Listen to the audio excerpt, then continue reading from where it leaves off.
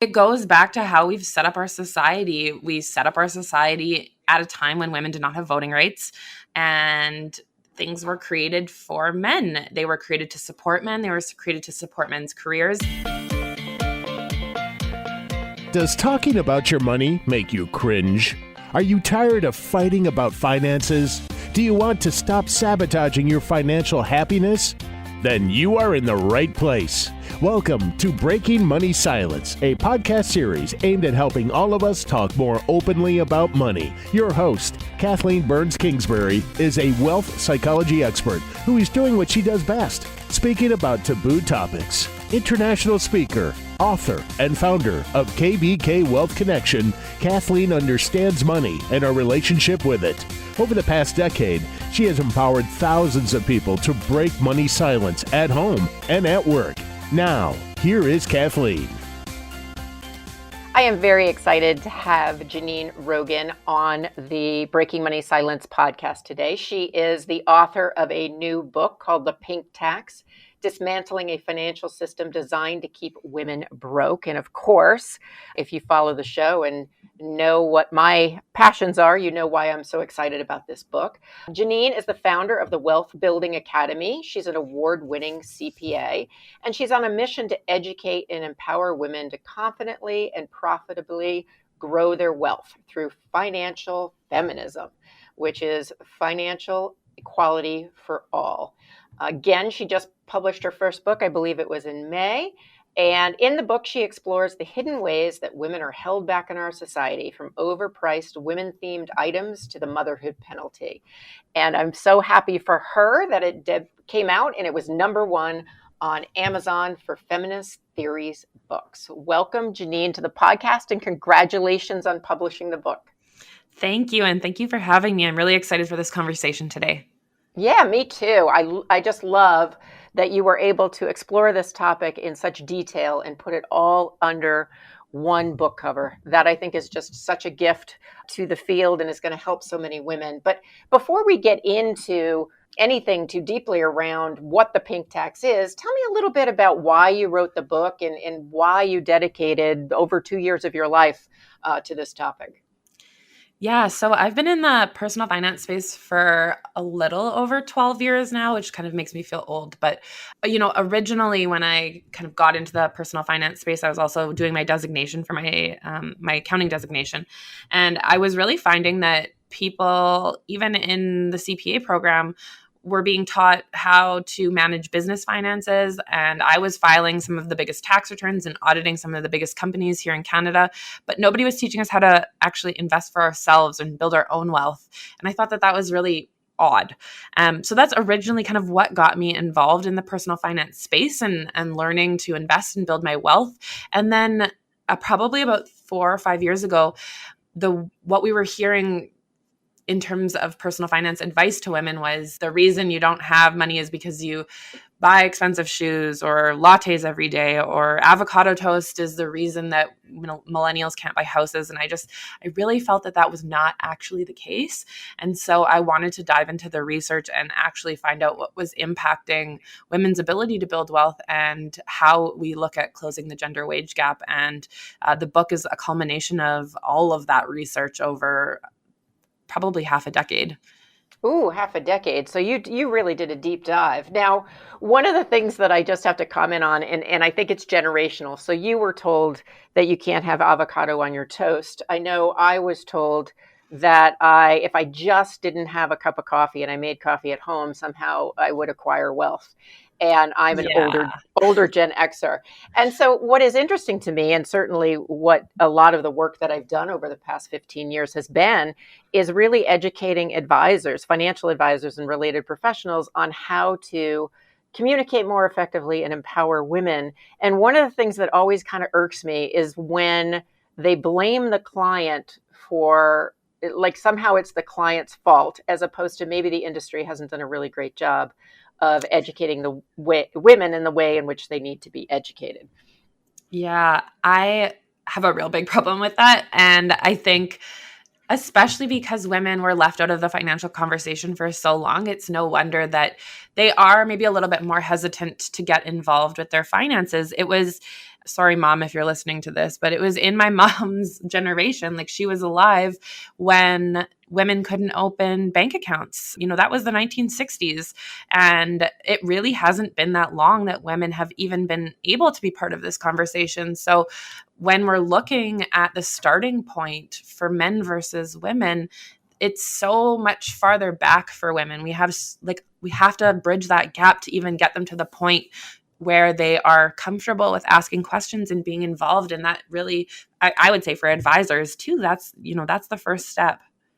Absolutely. And I think to jump off that point, women have had less practice, but also the financial services industry was created by men for men. And while that's shifting and changing, and because I've been doing this so long, talk about feeling old, it's shifting and changing at a snail's pace. So I really think that your book is going to be really helpful. So let's get into what the pink tax is, because not everybody knows that is listening to the podcast today. So tell our listeners what it is, how you define it, and maybe give us a couple of examples so we can understand what you mean.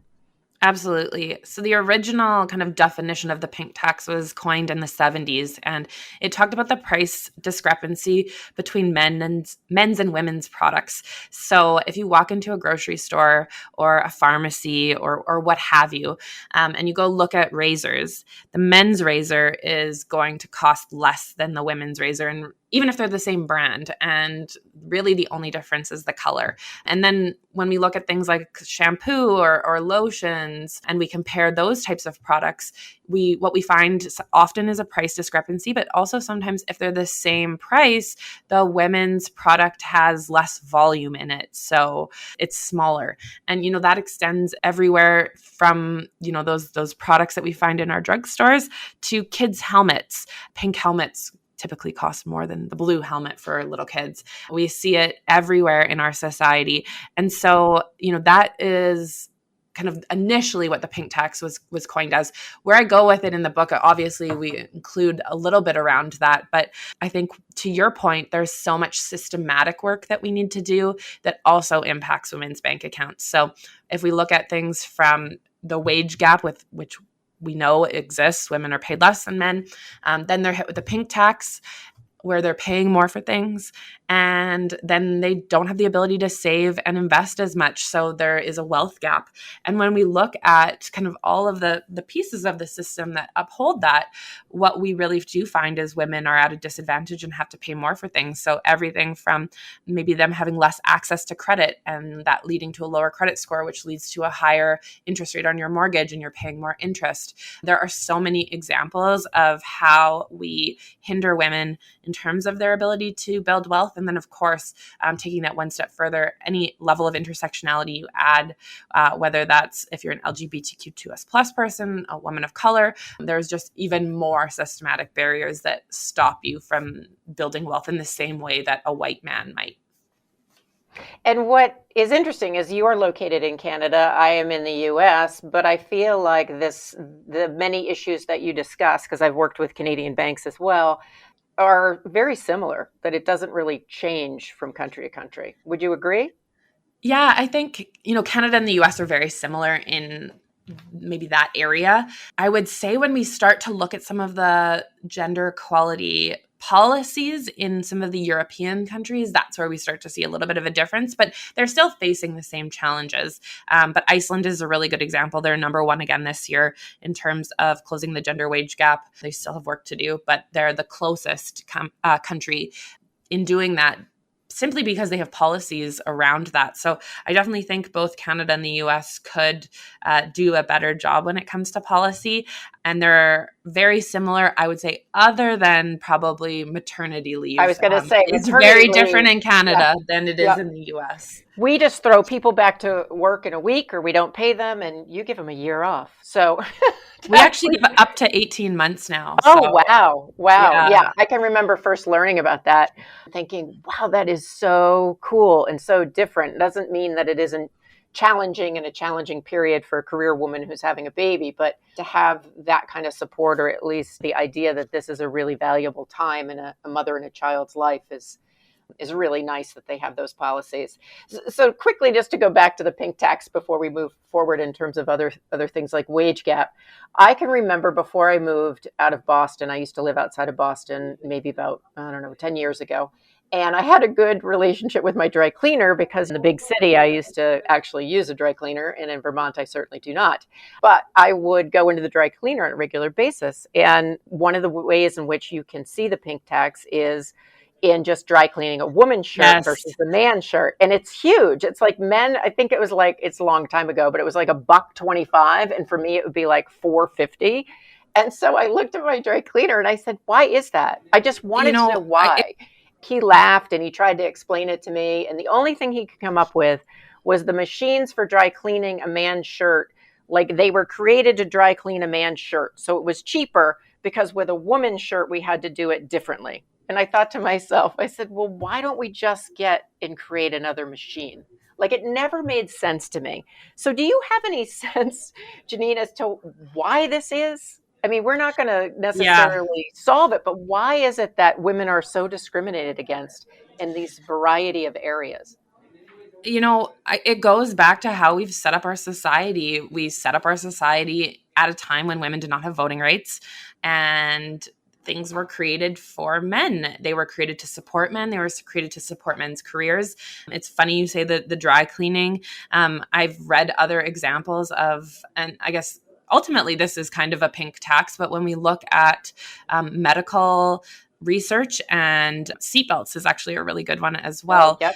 A seatbelt was designed to stop and help a man. So someone who is built like a man, where their center of gravity is a lot different than women's, as well as their height is usually a bit different. So women face more injury when it comes to car accidents.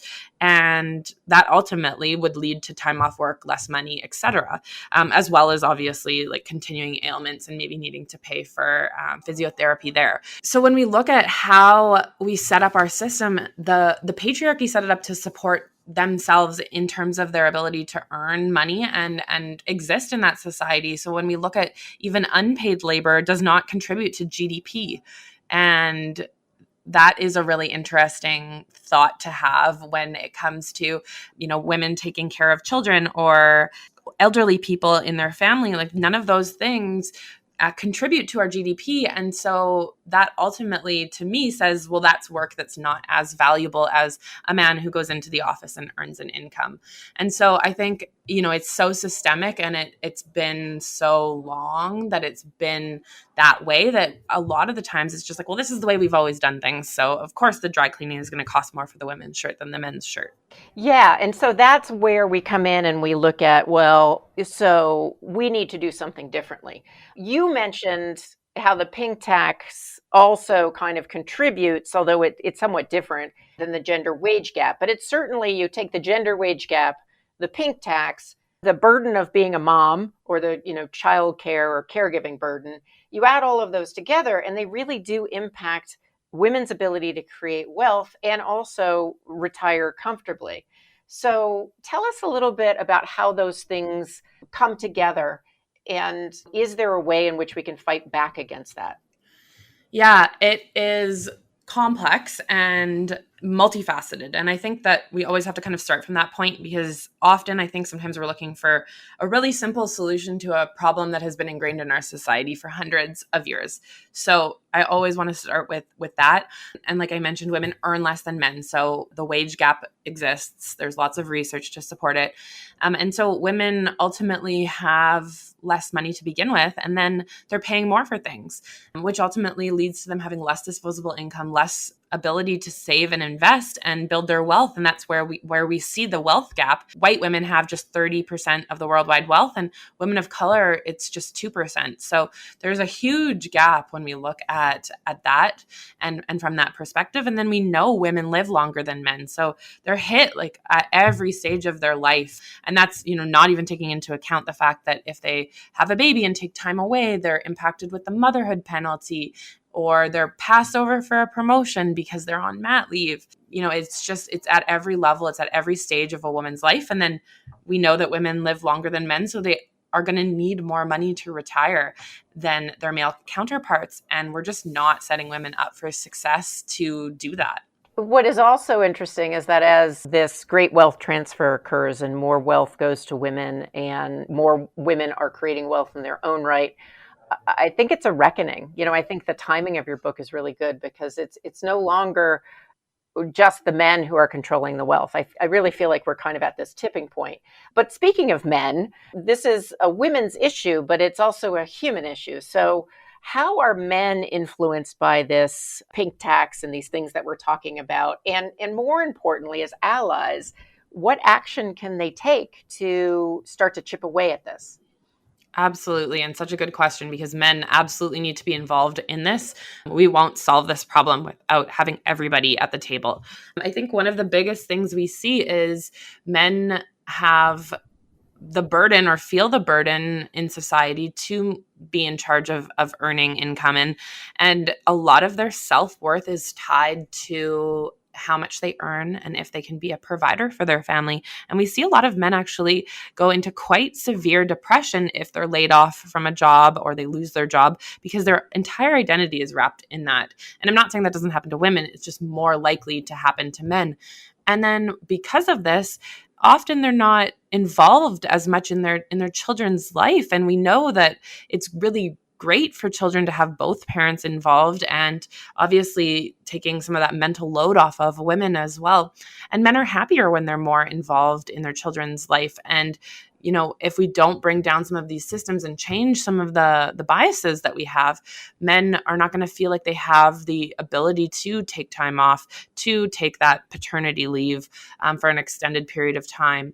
And we know that it's a net benefit for society if both parents are allowed to do that. And so I think when it comes to men, if you're listening to this, I would say number one is make sure you're having the conversations around money with the women in your life. And I would even take that a step further and say, be transparent with what you're making. I think so often, and I've faced this personally, we don't necessarily know how much a man in our same role is making. And so to share that information, knowledge is absolutely power. But then the other piece of it is, if you're in a decision-making capacity, set up policies, set up programs that support parents and lead by example. So if you set up 5 weeks of paid paternity leave for dads, as the leader, make sure that you are taking that and set an example so that other men feel that they're not going to be judged or hindered in their career if they take that time off. I love those suggestions. I do see a difference with your generation as a millennial and how people are parenting and co-parenting. And when I say co-parenting, it doesn't necessarily mean they're divorced and co-parenting. It's like they actually are showing up. And I see more of I don't want to say 50-50, but it's getting closer to 50-50 than certainly when I grew up or people my age who were parenting.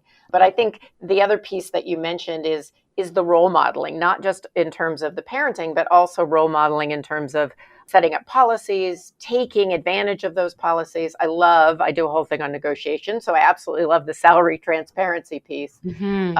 And, the idea that the solution is up to all of us, no matter how we identify from a gender perspective, in order to address both individually what we can do and systematically what we can do. Now, it's a big, huge topic. We've covered a lot in a quick period of time, Janine, so I appreciate that. I'm wondering, and I know there's no simple fix, but I'm wondering if you had to leave the audience with like a tip or two or a thought around this in terms of fighting against it and changing the system, what would it be and why? I'm going to give you more than one answer, and that's okay. Most surprising because I like to chat. So I always approach it from the perspective, and I do this in the book as well, from an individual perspective, from a perspective of a leader in your company or your community, and then as a global citizen. So from an individual perspective, as women, we absolutely need to be negotiate everything. No matter what, you can always ask for a discount. You can always ask for even in your roles at work, maybe another week of vacation, or it doesn't always have to be monetary, but negotiate absolutely everything. And then investing is so important to building your wealth. There is no it would be really hard for someone to save $1 million and not have that money actually working to earn compound interest or returns in the market, and get to that point where experts are saying that's how much we need to retire. So closing the wealth gap is only going to happen through investing, and women are more likely to leave their money in cash. So I would say if that's you, absolutely, you need to get started investing as soon as possible, because that is really what's going to help us continue to grow our wealth. And we know wealth is power, whether that's power politically, power in our relationships, power to be independent and make decisions. It all, fortunately or unfortunately, was designed to be money. And then from a corporate perspective, we talked a little bit about that, setting up policies. I would love to see corporations fully top up maternity and parental leave, and then also provide daycare subsidies or on-site subsidized daycare. I think that is a huge barrier for a lot of women, both in Canada and the US. Daycare is really expensive, and there's a lot of daycare deserts where people can't even access daycare in their community. So having it set up in your building, and I've seen a couple examples of that here in Canada, is a game changer. And then from a global perspective, I would say you really do need to critically look at how you're voting and how different politicians are going to be impacting women's bank accounts. So, do they have 50-50 or close to that number of women in their staffing? How do they talk about women in the media, and what policies are they supporting? I'm not here to tell anyone which way to vote, but I do think we need to critically take a look at it, because women have been politicized for so long, whether that's in the US, obviously, reproductive rights, but also how it was, like I said, only the 60s when women could have bank accounts, and it wasn't until the 70s that we could have mortgages. So we do need to look critically at how these policies impact our bank accounts, and vote to support policies that will continue to enhance and minimize that gender wage gap. So those are three very good areas to be focusing on. I love that the book is broken down in terms of suggestions for those different, the individual, the leader, the global citizen. And I'm very inspired by your energy and the fact that you and people of your generation are going to be kind of carrying the torch and hopefully fixing or moving the ball much more forward than we did during my generation. So thank you so much, Janine. I've really enjoyed chatting with you. I hope everyone goes out and buys a copy of your book. It's called The Pink Tax: Dismantling a Financial System Designed to Keep Women Broke. So tell us a little bit more about how people can find out more about the book and more about you. I know you speak and you are doing your financial literacy training. So what's the best place to take the next step?